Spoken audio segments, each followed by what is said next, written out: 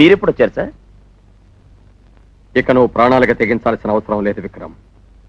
Department వేరే operation take up చేసింది. Sir? Yes. SP రాజు ఇచ్చిన ప్లాన్ ని హోమ్ మినిస్టర్ ఓకే చేశారు.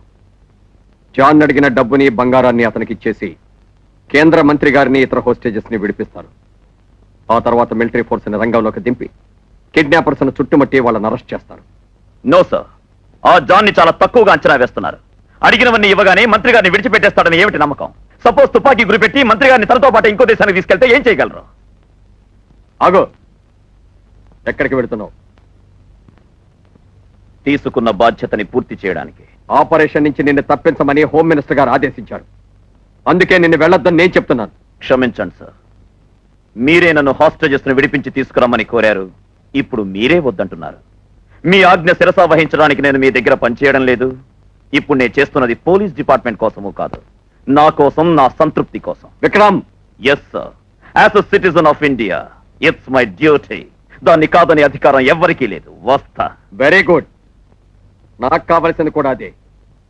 చూడు విక్రమ్, ఒక పోలీస్ అధికారిగా ఈ పిస్టల్ నీకు ఇవ్వటం చట్టరీత్యా నేరం అవుతుంది.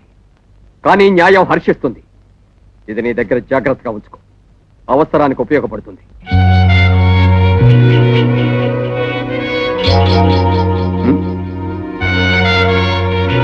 Thank you sir. రేపు సూర్యోదయంలోగా బందీగా ఉన్న మినిస్టర్ గారిని మిగిలిన వాళ్ళను తీసుకొచ్చి మీకు అప్పచెప్తాను sir. Good. Good luck. Thank you sir. మన అసలైన ఆపరేషన్ రేపు ఉదయం 6 గంటలకు మొదలవుతుంది. ప్రభుత్వం మన డిమాండ్స్ ని ఒప్పుకోకపోతే కేంద్ర మంత్రిని మనతో తీసుకుపోయి మిగిలిన హోస్టేజెస్ ని బిల్డింగ్ తో పాటు బాంబింగ్ చేద్దాం. ఒకవేళ మన డిమాండ్స్ ని ఒప్పుకుంటే హోస్టేజెస్ ని విడుదల చేస్తాం.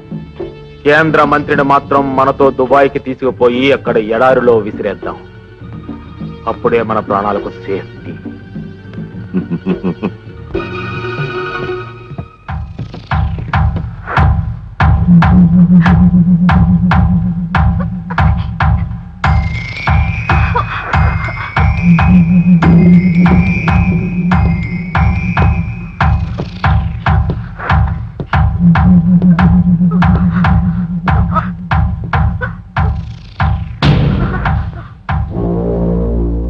ఇప్పుడెవరిని చంపాలని వచ్చావు?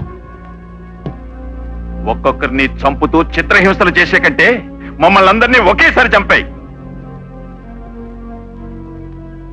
మీ ప్రాణాలతో బిజినెస్ చేయగలరు గాని మీ శవాలు నేనేం చేసుకుంటాను?